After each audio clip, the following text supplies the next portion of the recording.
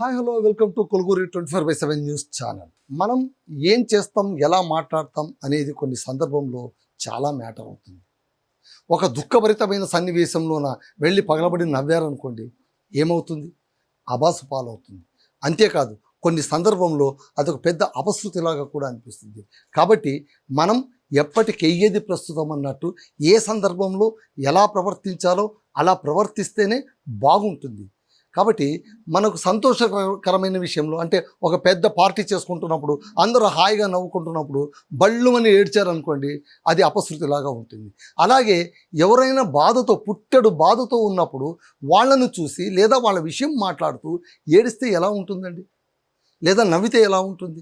ఏడిస్తే అయ్యో పాపం సానుభూతి వ్యక్తం చేశారు అనుకుంటారు. అదే నవ్వితే వీళ్ళకు వేషాలు ఎక్కువయ్యాయి అనుకుంటారు. ఇక్కడ చూడండి, ఇక్కడ మీరు ఈ పిక్చర్ చూడండి, ఇలాగే పిక్చర్ కనిపిస్తుంది. ఈ దృశ్యం చూసారా? ఇక్కడ ఐపీఎస్ ఆఫీసర్ బాగా నవ్వుతున్నారు, అందరూ స్మైలింగ్ ఫేస్లో ఉన్నారు. ఓకే, ప్రెస్ మీట్ పెట్టినప్పుడు నవ్వకూడదని ఎక్కడ రూల్ లేదు. నవ్వు 4 విధాల గ్రేటు అన్నారు. అయితే ఇక్కడ మాత్రం నవ్వు పాపం అన్ని విధాల చేటుగా మారిపోయింది. కారణం ఏంటంటే వీళ్ళు ప్రెస్ మీట్ పెట్టినటువంటి విషయం చాలా దయనీయమైనటువంటి విషయం. It's a very bad issue. తమిళనాడులోన కోయంబత్తూరులో సూలూరు అనేటువంటి ప్రాంతంలోనూ 10 ఏళ్ల బాలికను దారుణంగా హత్య చేశారు. అది తమిళనాడులోన సంచలనం సృష్టించింది.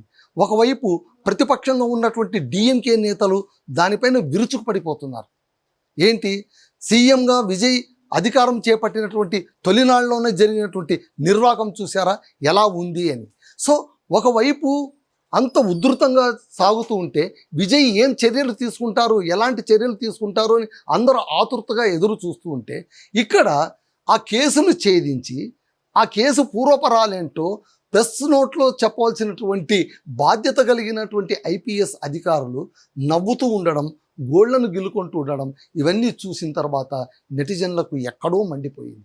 వెంటనే అసలైన విషయాన్ని పక్కన పెట్టేసి ఆ బాలిక హత్య విషయం కానీ ఆమెకు జరిగిన అన్యాయం కానీ వీటన్నిటిని పక్కన పెట్టేసి ఈ ఫోటోను వైరల్ చేయడం మొదలుపెట్టారు. నేరుగా విజయ్కి ట్యాగ్ చేశారు. బాబు విజయ్, మీ సర్కార్లో చూడండి అధికారులు ఎంత హ్యాపీగా ఉన్నారో. ఒకవైపు రాష్ట్రం తగలబడిపోతుంటే ఇంత దారుణమైన ఇన్సిడెంట్తో వీళ్లకు నవ్వెలా పుట్టిందండి అని క్వశ్చన్లు వేయడం మొదలుపెట్టారు. దెబ్బకు వాళ్ళందరూ కూడా అలర్ట్ అయిపోయారు. సో ఇక్కడ మాట్లాడే ముందు ఆ సమయంలో నవ్వుతూ కనిపించేటువంటి ఈ వీడియో సోషల్ మీడియాలో వైరల్ కావడంతో ప్రజల ఆగ్రహం. వాళ్ళు ఏమంటారు, ఇంత సున్నితమైన విషయం మీరు మాట్లాడుతున్నారు, మీరేమన్నా రాయితీల గురించి మాట్లాడుతున్నారా, లేదా మీ పోలీసు డిపార్ట్మెంట్లో సాధించిన ఘన విజయాల గురించి మీరు ఏమైనా ప్రశంసించుకుంటుంటారంటే దట్స్ ఓకే. కానీ అభం శుభం తెలియని ముక్కు పచ్చలారినటువంటి ఒక అమ్మాయి, ఒక పసికందు, ఆ బాలికకు అత్యంత కిరాతకంగా పాశవికంగా హత్య చేసి చెట్ల పొదల్లో విసిరి పడేసినటువంటి ఆ ఘటనను ఛేదించిన తర్వాత మీరు ఎంత సీరియస్ నోట్లో చెప్పాలి? దీన్ని ఏమంటారంటే పబ్లిక్ మూడ్ అని అంటారు. మనం ఎప్పుడు కూడా పబ్లిక్ మూడ్ని గౌరవించాలి. ప్రజలు మూడ్ ఏంటి, వాళ్ళ ఎమోషన్ ఏంటి, వాళ్ళు ఏం ఆశిస్తున్నారు మన నుంచి, వాళ్ళు మన నుంచి ఏంటి సాహసాలు కానీ లేకుంటే అద్భుతాలు కానీ ఏమీ ఆశించారు. కనీసం పరిస్థితి ఎలా ఉందో దానికి అనుకూలంగా ప్రవర్తించండిరా నాయన అని అది మాత్రం కోరుకుంటారు. ఓకే, యాజ్ ఎ పోలీస్ ఆఫీసర్లుగా వీళ్ళు బాధ్యతలు ఖచ్చితంగా నెరవేర్చి ఉంటారు, దానికి ఏమాత్రం తిరుగులేదు. వీళ్ళు అద్భుతమైనటువంటి విజయమే సాధించి ఉండొచ్చు, ఈ కేసును ఛేదించి ఉండొచ్చు. బట్ వాళ్ళు సాధించిన విజయం, వాళ్ళు ఛేదించినటువంటి కేసుకు సంబంధించినటువంటి వివరాలు ఇవన్నీ కూడా కేవలం వీళ్ళ నవ్వులో కొట్టుకుపోయాయి. ఈ విషయం విజయ్ దాకా వెళ్ళింది, సీఎం విజయ్ దాకా వెళ్ళింది.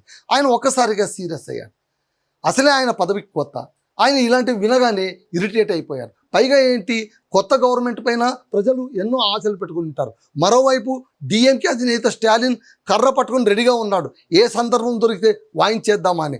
ఎప్పుడైతే ఈ బాలికా ఘటన జరిగిందో, కోయంబత్తూరు సూలూరు ఘటన జరిగిందో, వెంటనే స్టాలిన్ ఏమన్నారు, చూసారా విజయ్ గారు, మీరు వచ్చాక ఎంత అద్భుతాలు జరిగాయో, మీరు అన్నారు కదా నేను అద్భుతాలు సృష్టిస్తున్నానని. మీరు సృష్టించిన మొట్టమొదటి అద్భుతం ఏంటి అంటే, బాబు 10 ఏళ్ల బాలిక అక్కడ మర్డర్ అయిపడి ఉంటే అతి గతి లేనటువంటి సందర్భం, ఇది మీరు సాధించినటువంటి తొలి విజయం అని రాజకీయంగా ఎకసెక్కాలాడుతున్నటువంటి ఆ సమయంలో వీళ్ళ నవ్వు అంటే పాపం వీళ్ళు మళ్ళీ కావలసిగా నవ్వారా, ఉద్దేశపూర్వకంగా నవ్వారంటే ఎవరు ఉద్దేశపూర్వకంగా నవ్వరు. కాకపోతే ప్రెస్ మీట్ పెట్టినప్పుడు అంటే బహుశా ప్రెస్ మీట్ కాకముందు వీళ్ళు ఏమైనా నవ్వారా అని నాకైతే అనుమానం. ఎందుకంటే ప్రెస్ మీట్ స్టార్ట్ కాకముందు కెమెరాలు అక్కడ ఉంటాయి, వాళ్ళు కాస్త మొట్టమొదట కాస్త ఇన్నర్ సైడ్ వాళ్ళు మాట్లాడుకొని ఆ తర్వాత ప్రెస్ మీట్ స్టార్ట్ అయినప్పుడు ఒక సీరియస్ నోట్ స్టార్ట్ అవుతుంది. ఇది ఎప్పుడు జరిగేటువంటి విషయమే, జర్నలిస్టులకు అందరికీ తెలిసిందే. అయితే సోషల్ మీడియా వచ్చిన తర్వాత, చేతిలో మనకు కెమెరా ఉన్న తర్వాత, చుట్టూ పబ్లిక్ ఉన్న తర్వాత మీరు ఏమాత్రం ఏమరపాటుగా ఉన్నా కూడా వైరల్ అయిపోతారు. ఇక్కడ వీళ్ళకి జరిగింది అదే పాపం. వీళ్ళు పగలబడి నవ్వితే ఆ నవ్వు కాస్త వైరల్ అయిపోయింది. ఆ నవ్వే వీళ్ళ బాధ్యతారాహిత్యానికి కొలమానంగా భావించారు ప్రజలు. ప్రజల మూడును, ప్రజల ఆగ్రహాన్ని, ప్రజల భావావేశాన్ని అర్థం చేసుకున్న ముఖ్యమంత్రి వీళ్ళ ముగ్గురిని సస్పెండ్ చేసేశారు ఏకంగా అనేటువంటి వార్తలు కూడా ఇప్పుడు మనకు అందుతున్నాయి. మళ్ళీ విజయ్ గారికి ఇలాంటి అగ్ని పరీక్షలు మున్ముందు ఎన్ని రాబోతున్నాయి. సరే, సినిమాలోన ఒక సీరియస్ హీరోగా ఎవరికైనా ఇబ్బందులు కలిగినా, ఎవరికైనా అన్యాయం జరిగినా, ఎవరికైతే అక్రమాలు జరిగితే కూడా అరవీర భయంకరుడిలాగా వెండి తెరపై వెలిగిపోవడం, కర్రలు తిప్పడం, సాముగరడీలు చేయడం ఇవి కాదు. ముఖ్యమంత్రిగా చేయవలసిన బాధ్యతలు వేరుగా ఉంటాయి, అవి వేరేగా ఉంటాయి. వాటిని చేయాల్సినప్పుడు సంయమనం ఉండాలి, ఆలోచన ఉండాలి. సో విజయ్ గారు తీసుకున్న ఈ నిర్ణయం ఎంతవరకు కరెక్టో మీరు కామెంట్ చేయండి. ఓకే, వాళ్ళు నవ్విండొచ్చు, అలా నవ్వడం వల్ల సీరియస్నెస్, కేసులో ఉండేటువంటి సీరియస్నెస్ తగ్గిండొచ్చు. అరే, ఒక మైనర్ బాలికకు జరిగిన అన్యాయాన్ని వీళ్ళు పట్టించుకోలేరే అనేటువంటి ఒక భావన అక్కడ పుట్టి ఉండొచ్చు. అయితే పాపం వాళ్ళు నవ్విన నవ్వుకు ఏకంగా వైరల్ అయిపోయి ఆ తర్వాత సస్పెండ్ అయిపోవడం అనేది మాత్రం నిజంగా వీళ్ళు ముగ్గురు చేసుకున్న దురదృష్టంగా మాత్రం మనం చెప్పవచ్చు. అదే అండి కోయంబత్తూరు ఇన్సిడెంట్, ఐపీఎస్ ముగ్గురు ఆఫీసర్లు సస్పెండ్ అయినటువంటి ఉదంతం. Hi friends, thank you for watching this video. ఈ వీడియో గనుక మీకు నచ్చినట్లయితే దయచేసి లైక్ చేయండి, షేర్ చేయండి. ముఖ్యంగా మా ఛానల్ 24/7 న్యూస్ టీవీని సబ్స్క్రైబ్ చేసుకోండి. ఆ తర్వాత మీ విలువైన అభిప్రాయాల్ని, మార్పులు, చేర్పులు, కావాల్సిన వీడియో ఏమన్నా ఉంటే మన వీడియో కింద కామెంట్ సెక్షన్లో కామెంట్ రూపంలో తెలియజేయండి. నమస్కారం, సాయిదంచిక మాట్లాడుతున్నాను. ప్లీజ్ సబ్స్క్రైబ్, షేర్, లైక్ చేయండి 24/7 టీవీ ఛానల్. హాయ్ నమస్తే, నేను మీ Sonia Akula. Please subscribe to 24/7 news TV. Hi అండి, అందరికీ నమస్తే. నేను Mankota Prasad. Please do subscribe 24/7 news TV.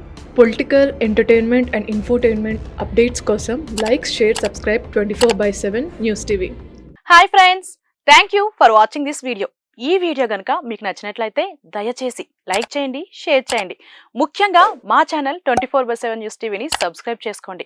ఆ తర్వాత మీ విలువైన అభిప్రాయాల్ని, మార్పులు, చేర్పులు, కావాల్సిన వీడియో ఏమన్నా ఉంటే మన వీడియో కింద కామెంట్ సెక్షన్లో కామెంట్ రూపంలో తెలియజేయండి. నమస్కారం, సాయిదంచిక మాట్లాడుతున్నాను. ప్లీజ్ సబ్స్క్రైబ్, షేర్, లైక్ చేయండి 24/7 టీవీ ఛానల్.